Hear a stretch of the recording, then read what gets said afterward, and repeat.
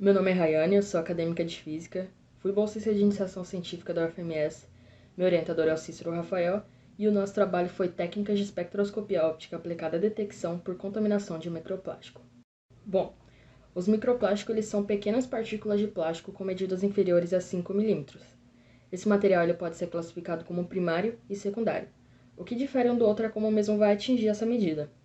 No caso dos primários, eles possuem essa medida desde sua origem, diferente do secundário que para atingir esse tamanho ele precisa se degradar no ambiente. Os microplásticos eles são um contaminante emergente, e esses materiais já foram encontrados em diversos compartimentos ambientais e produtos de consumo humano. E isso acabou gerando uma grande preocupação para o meio científico, porque ainda não há estudos que comprovam que realmente a ingestão desse material possa vir causar aos organismos. No entanto, pesquisas já realizadas mostraram que esse material pode alterar as propriedades do solo, estrutura e função, e afetar a diversidade microbiana.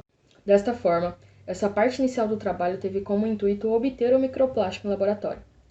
Futuramente, nós pegaríamos esse material produzido e doparíamos uma planta com o mesmo, e assim, utilizaríamos as técnicas de espectroscopia para analisar se haveria alguma alteração em sua estrutura. Para produzir esse material em laboratório, eu fiz 2 estudos por 2 métodos diferentes. Uma eu utilizei a técnica Blow Spin, que consiste em gerar microfibras a partir do uso de um aerógrafo, e outra eu fiz o uso de um vidro de perfume comum.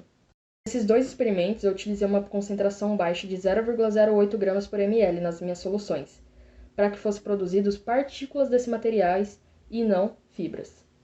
Os precursores e as quantidades utilizadas na minha solução estão na tabela que mostra nos slides. Eu peguei esses copos descartáveis e cortei em pequenas partículas e dissolvi o mesmo em DMF.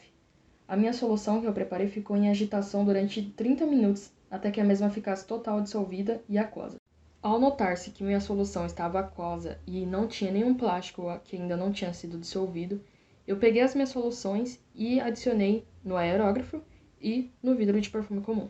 As minhas amostras foram esguichadas de cada equipamento a uma distância de 40 centímetros. Ao concluir-se cada método, as amostras que eu produzi passaram por análise em MEV. O MEV ele consiste em gerar uma imagem de alta resolução da superfície de um material qualquer.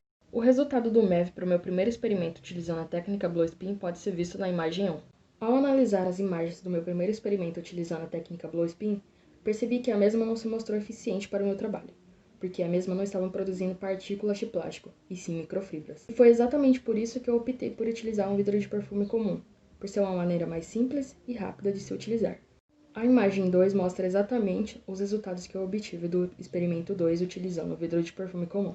Ao analisar as imagens, percebi que a mesma se mostrou eficiente para o meu trabalho, porque os resultados estavam se aproximando do esperado.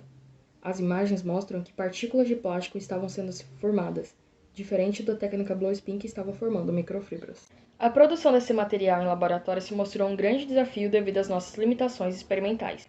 No entanto, podemos concluir que o segundo método se mostrou bastante eficiente para a nossa pesquisa, pois conseguimos nos aproximar do resultado esperado, sendo possível ver até mesmo a formação de partículas de plástico.